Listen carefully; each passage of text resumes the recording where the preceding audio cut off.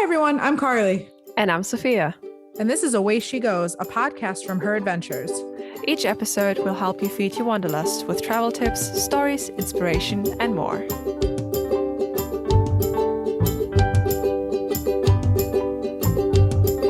Away she goes. Hey, everybody, and welcome to another episode of Away She Goes.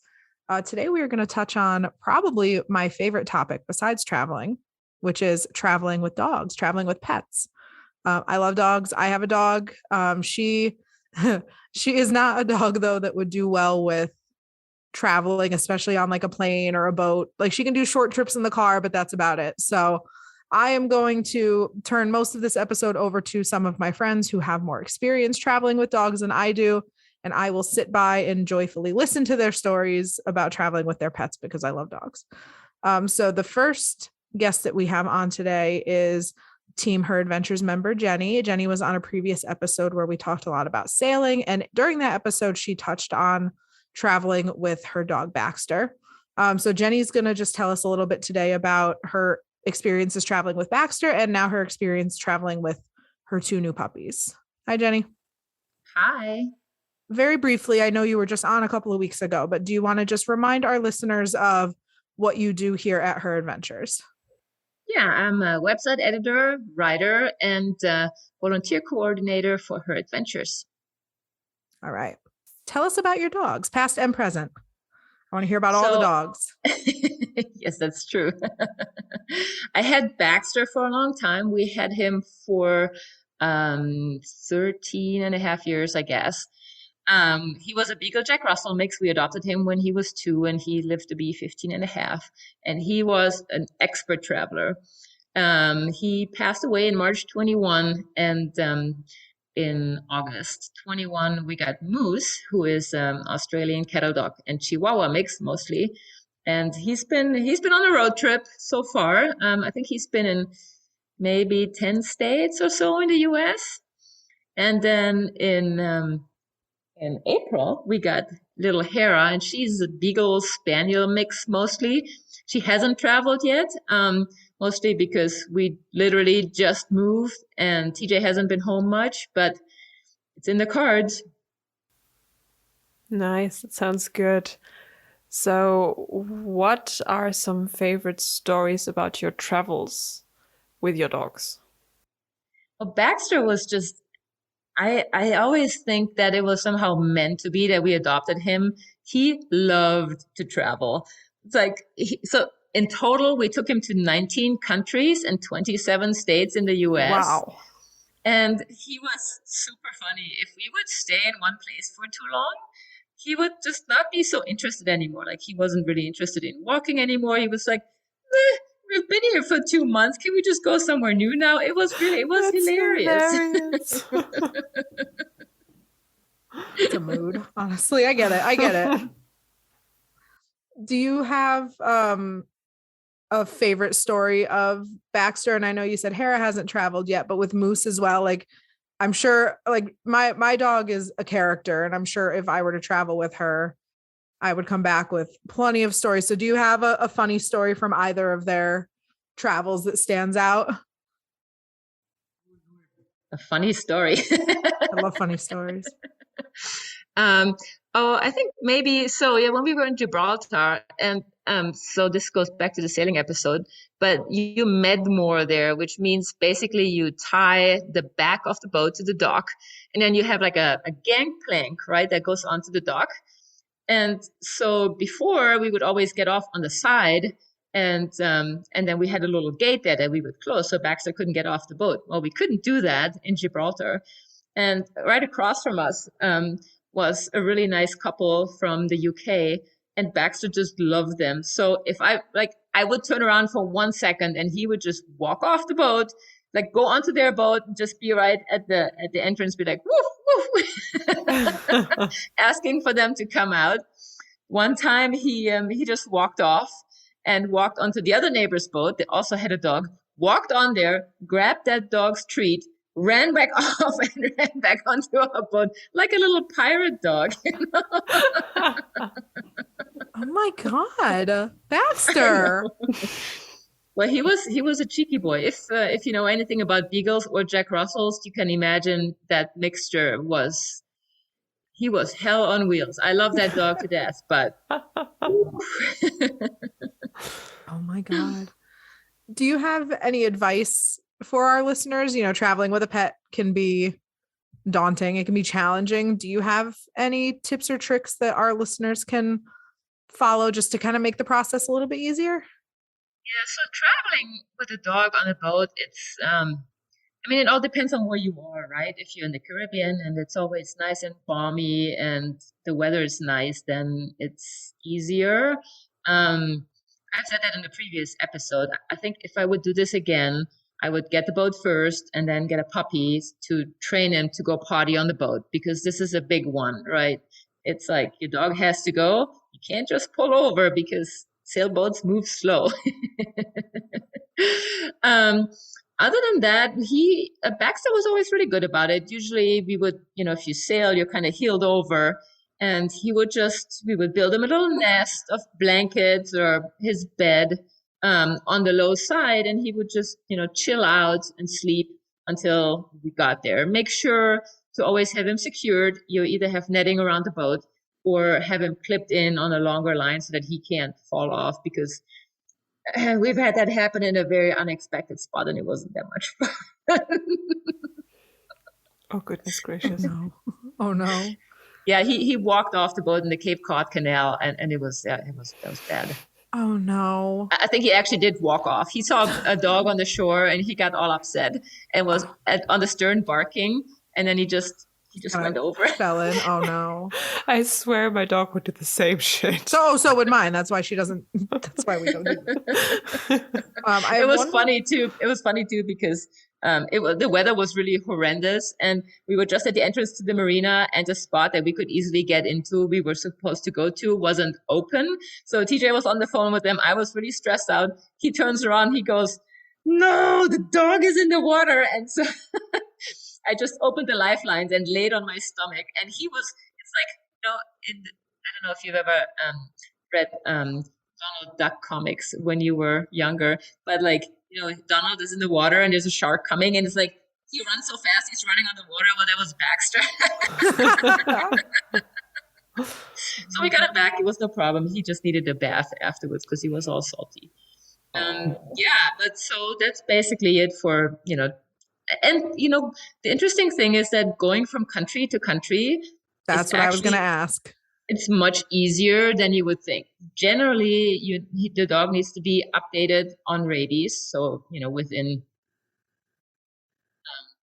however many days that is, and needs a current health certificate. That can be a little bit tricky. So, for example, when we went to Mexico, he needed a health certificate that was no older than 10 days. Well, it took us 9 days to get there. So it's, sometimes you cut it a little bit close, but they also are used to people coming in on boats and they understand that this can be tricky.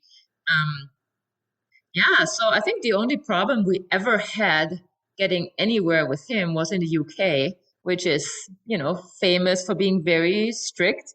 So you can't sail into the UK with a dog. So when we sailed across the Atlantic, I flew him ahead and he stayed with my parents in Belgium. And we sailed across, we landed in Ireland and went on from there to the UK. And then we rented a car because we didn't want him to have to fly because, he's done it a lot of times, but it's always harder on the dog to fly than just to be in a car for a few hours. So we rented a car and we drove back, and to get into the UK, it was basically the same. He needed a health certificate, needed to be current on rabies, and he also needed tapeworm.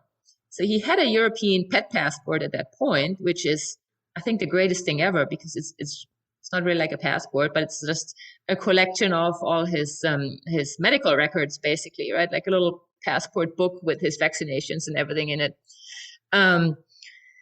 Yes, Sophia has one of those. And so we went to the vet in Belgium. We got everything we needed, and we drove back. And the ferry people actually checked that paperwork, and they said that the stamp for the tapeworm was on the wrong page, and so they couldn't let us on the ferry. It's like, what? he has everything he needs. It's on the wrong page, and therefore we can't go. No. So they made us turn around, and then on a Saturday afternoon, and I don't know why these things always happen on a Saturday afternoon, but they just do. Always. We had to find a vet in Calais to put the stamp on the wrong page, which we eventually did. It cost us 25 euros, which, that was money we didn't need to spend.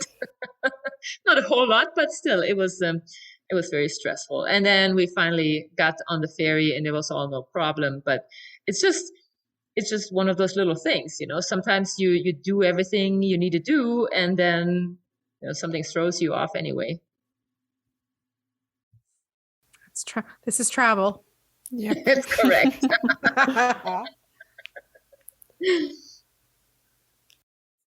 And now we have with us my great friend and lovely Her Adventures team member, Annalisa. How are you, Annalisa? I'm doing good. Excited about the podcast today. Yay! Can you give our listeners a little brief introduction about yourself, maybe what you do at Her Adventures? Absolutely. So I've been a moderator with Her Adventures for about 3 years now. I'm a moderator in the main Her Adventures Facebook group. You'll also find me in Her Book Adventures and the Travel, Eat, Repeat subgroups, and Her Book Adventures Bookstagram. And some of my articles have even made it on the Her Adventures website. So I'm kind of sprinkled throughout Her Adventures. Nice. Annalisa will be talking to us about moving with your dogs and also flying with your dogs. So first, tell us a little bit about your dogs. Well, I've got 2 doggos. I have Kimber, who's an 11-year-old English hound, and then Nellie, who's an 8-year-old chocolate lab German shepherd mix. So Kimber was a shelter dog for quite a while, and now she's a couch potato who's super happy with just eating treats all day and looking super cute because that's what she's really good at. I can vouch for that. Oh I've my met gosh, her. she's adorable. The floppy ears, they get you every time. And then Nellie was supposed to be a hunting dog, but the only thing that she hunts right now are treats from our hands and naps. So she doesn't do any hunting. That was not her calling. She was like, I just want treats and to sleep next to you. And that's all she wants in life. Yeah, I mean, breed descriptions rarely ever come through these days. Goodness, no. And I mean, you've met Nellie too. Like she just wanted to say hi and then lay down and just be like, I'm just going to watch you and feed me pizza crust. Okay, now let's talk about moving. What was it like to move with 2, like, not very small dogs, let's put it that way? Oh, no, they are definitely considered large dogs. So my husband is in the United States Army, and we were told 3 years ago that we'd be moving from Missouri in the United States to Germany. So that's several flights. That's not just a quick, let's get in the car and drive a couple hours and we're there. So we immediately started doing some research on what needed to be done because they're pretty big dogs. So they did have to fly cargo. They were not able to fly in cabin with us, which is a bummer. But if you do the research, you look it up, it's something that is very easy to do. So we quickly learned that airlines have lots of strict rules and regulations on what's allowed, which added a lot of stress for me because I like to plan and prep and I didn't exactly know what the dogs were going to go through. And we originally had 3 connecting flights, which is a lot of moving a dog from one airplane to the next. And you kind of worry about how long are they on the tarmac and who's taking care of them. Lots of extra stress. So also, airlines, at least 3 years ago, had a first come, first serve rule for cargo. So if you had 5 spots for pets and you were spot 6 and 7, they just said, we don't have space for you. I'm sorry, you can't be on this flight with your dogs. Which halfway through a journey, halfway through a journey to Germany, I was just imagining that I would be in the Chicago airport with 2 dogs and they'd say, I'm sorry, your dogs don't fit. And I wouldn't know what to do. So I explained, I'm moving, like they have to come with me at that point. What do I do? And they're like, oh, I'm sorry, that's just our rule. That's what happens. So lots of stress there. Lots and lots of stress to begin with. So we just decided that we were going to drive.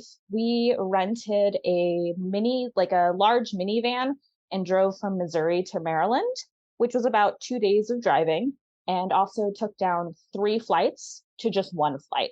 So we flew Nice. from Maryland straight over to Germany and then had a 2-hour drive to get to our new house. And it ended up working perfectly. Like that was the way that we needed to do it. It was hardly any stress. The dogs were happy. We were happy. It was one flight. It was super nice.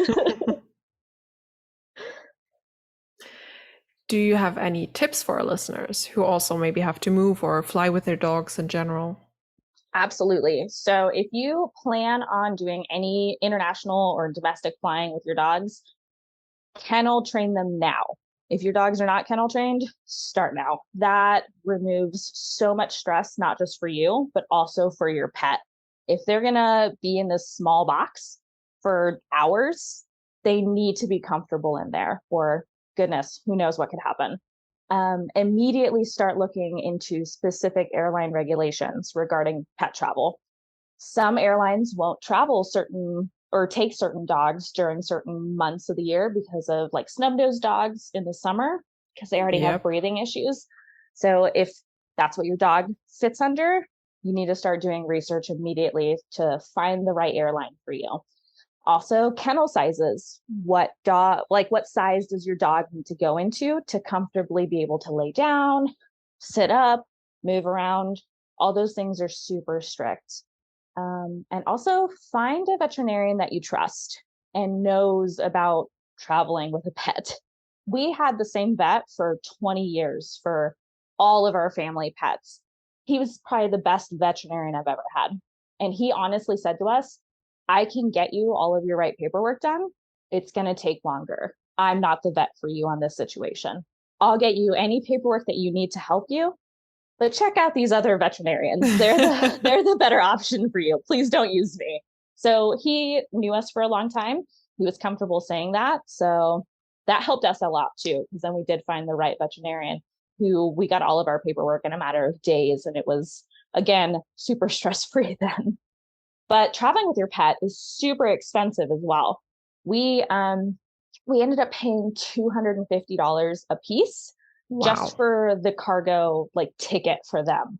That's without the kennels. That's without the extra items needed. That's without the documentation. That's just them getting onto an airplane and getting to the other side. But if you're planning on doing a shipping company, you're looking at thousands of dollars. So Woof. research. If you want to travel with your pet, start researching now, immediately. Nice. Thanks so much. That's some really good advice.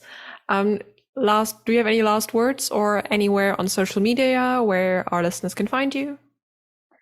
So I'm just in a lot of the Her Adventures groups. You'll see a lot of my posts throughout our book club group, which is Her Book Adventures, or our Bookstagram. For me personally, you can find me on Book Sniffing Bone for Instagram. That's my personal Bookstagram. You'll kind of find my fun, quirky personality there, and you'll see my puppies there too. So if you want to see adorable Kimber and Nellie enjoying their adventures, you can find them there. Nice. Thank you so much. All right. Our next guest is somebody who I hope by now that you're all familiar with. There's my lovely co-host, Sophia. Hi. This is weird. I get to interview Sophia. Yeah. This is fun. So, Sophia, obviously, I, again, would hope that most of our listeners by now are familiar with you and know what you do, but would you mind just reminding everybody of what else you do for Her Adventures besides being my favorite co-host? Oh, well, I ran the book club. I was one of the founding members and a moderator up until, now essentially, end of August. This is it. This is our 2-week notice, everybody. I write some articles for the websites, and of course, I'm a podcast moderator.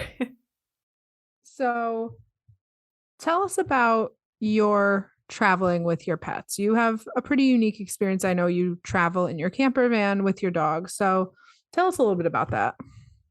Yeah, so I went on a 6-month trip through northern or northwestern Europe, essentially. 8 different countries, just me and my dog. Okay, for 2 weeks, we also took my boyfriend on the ride, but other than that, it was mostly just the two of us. What tips do you have? So my dog, and this is why I'm not being recorded for this segment of the podcast. I have a dog also, and she, to say she doesn't travel well, she can tolerate like very short car rides, and she barks the entire way. I have to wear earplugs when I drive with my dog. Oh no.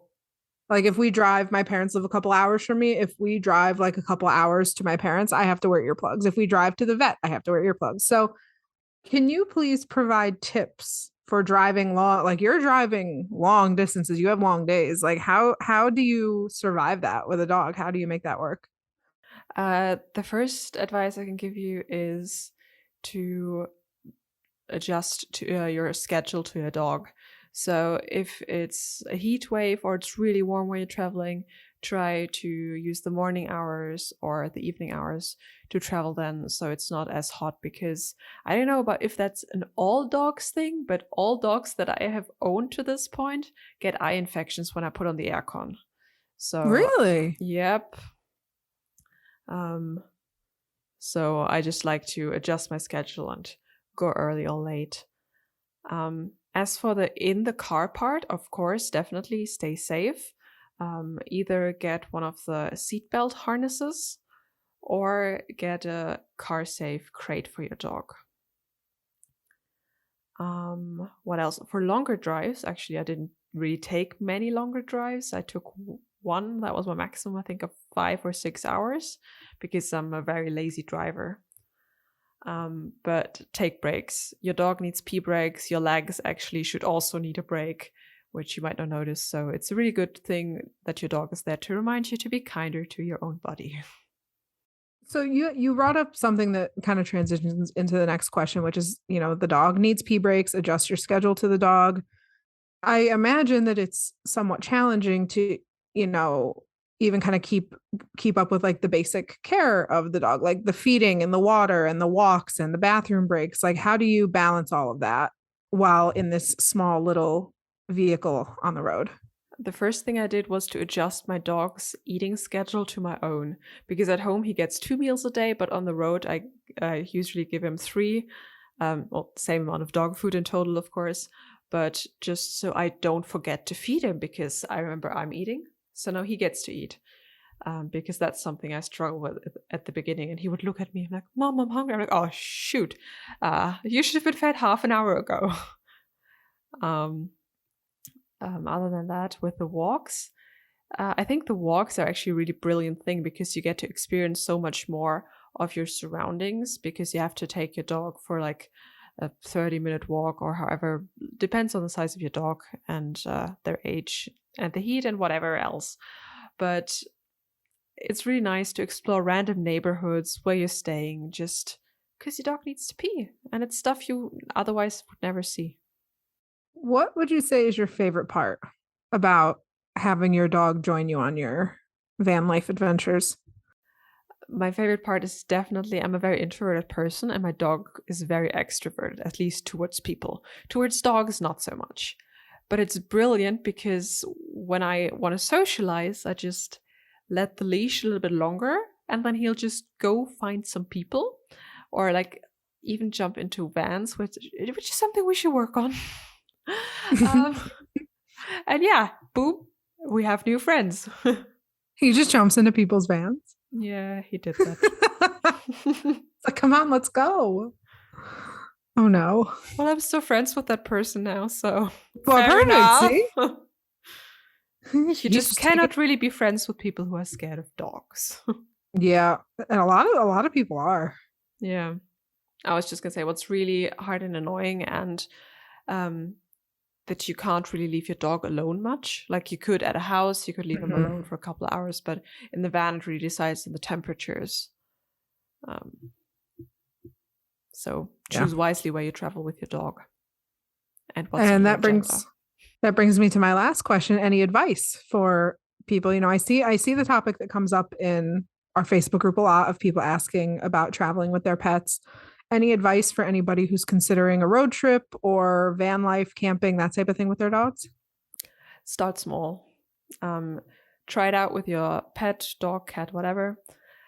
And start small. Try it for a night or two. Of course, your pet will adjust a bit more. At first, Knox didn't like the car very much either, but then he just got used to it. And you need to remember that you have to make a lot of adjustments. So you can't just spend half a day going into museums. But if you're a really outdoorsy person and your dog likes to go on hikes and stuff like that, then I would say go for it. Your chances are much higher than if you're more of a city person that likes to go into museums, cafes, restaurants, because depending on the country, dogs aren't really allowed anywhere. All right. So our next guest on our fabulous Traveling with Pets episode is Team HERA Adventures member Danielle. Hey, Danielle. Hi. Do you want to just tell us very briefly what your role is with HERA Adventures? Yeah, I kind of have assorted tasks at this point. I'm part of the food group mod, and I'm kind of give support when needed, and hoping to get more active again now as I have some more time. But my role may change.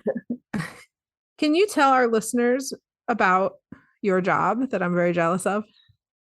Yeah, so I am a pet sitter, and I a lot of it is locally around where I live in Philadelphia, and essentially I'm definitely away house sitting and nice houses way more than I am in my own apartment.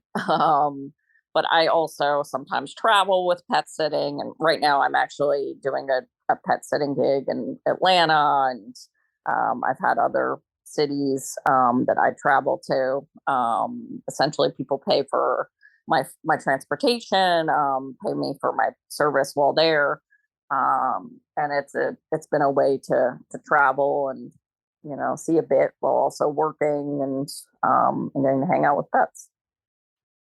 What would you say are the best and the worst parts? I feel like I probably know what the best part is, but what would you say are your favorite and least favorite things? The best part is definitely getting to meet the animals. I love animals. I feel like it's way better. I enjoy it way more than customer service, which is kind of my previous jobs. I get to, I feel like I'm hanging out with my friends all day long, the pets are my friends. They're great.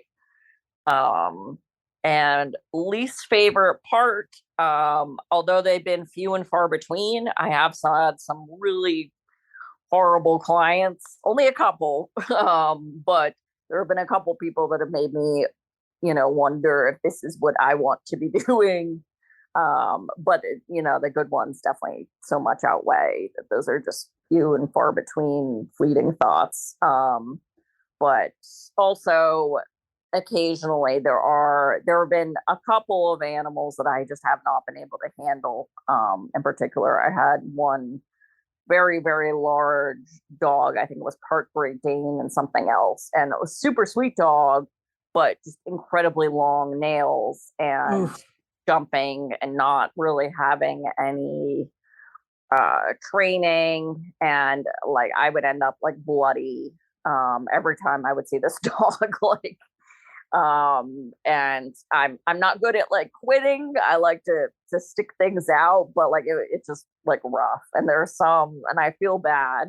I never want to like yell at an animal, but sometimes when an animal is just like, when you're covered in blood because the dog won't stop scratching you, it's hard to, still have that connection with the animal.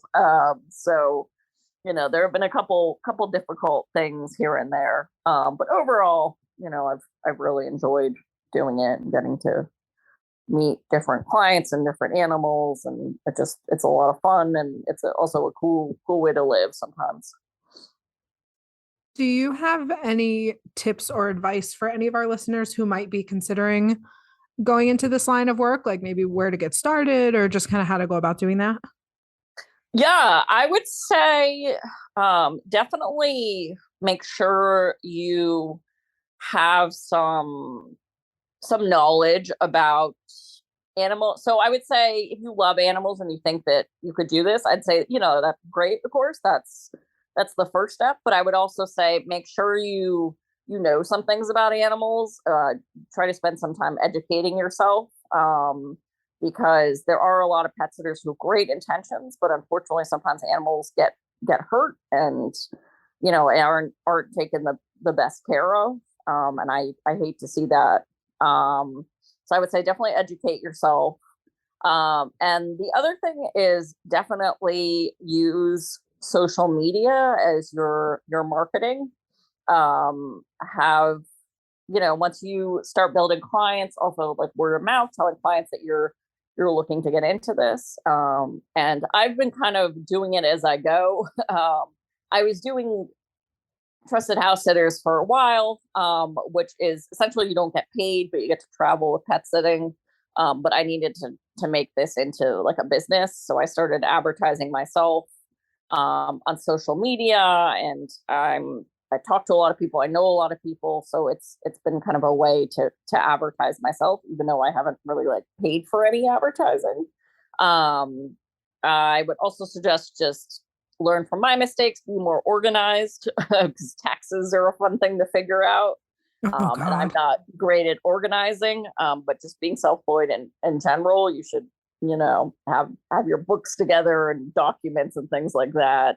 I am not great at. And also I would suggest, don't get into this unless you're also good at customer service. Like, I don't always love being a customer service, but that at the end of the day, that's what this job is a lot of. You have to build connections with the people who are the pet owners as well. You have to make them comfortable. Because I'm in a lot of pet sitting groups, and they're good to learn from, but learn from other people's mistakes, because you see screenshots of people's messages they send to owners, and it's like, oh God, like I can't imagine, I realize why I've done so good at this. And it's because I know how to talk to people, and I'm not rude, and I'm, I try to relate with people, and, and that's why most of my clients have been good. Because there are a lot of bad pet sitters out there, and just don't be one of those, and just educate yourself and learn from yours and other people's mistakes. And also just practice safety is the number one task. Just, make sure leashes for dogs are secure. Make sure you're always triple checking locks, and that you're not getting locked out, or that you're not leaving a door open, letting animals escape. So it's just being very detail oriented is extremely important for this kind of thing. All right. That all sounds like great advice. If our listeners want to follow your travels and your pet sitting adventures online, where can they find you? Yeah, on Instagram, it's Danielle's Destinations, and Facebook, it's Danielle's Destinations as well, but it's also Danielle's Destinations and Pet Sitting. There's another Danielle's Destinations, who I think is just a travel agent, but mine is travel agent and pet sitting. All right. Well, thank you so much for hopping on, Danielle. That's all for this episode. If you'd like more Away She Goes in your life, make sure to stop by heradventures.com/podcast. That's where you can fill out a form if you're interested in being a guest on the show. And you can also write to us at awayshegosgwt@gmail.com, or leave us a message on our Google voicemail from any phone or computer at 1-563-503-6323. To follow our adventures, you can follow me on Instagram at Carly Sees the World. Carly is spelled Carli. You can also follow me at Sophia AEZ. Sophia is spelled Sophia. Away She Goes is part of Her Adventures, a community dedicated to radically redefining travel to be inclusive, sustainable, and empowering. You can learn more about Her Adventures, find travel tips and support, shop travel-themed items made by our members, and join our Facebook group with nearly 100,000 women all around the world. All at heradventures.com. We can't wait to connect and explore with you. Away she goes.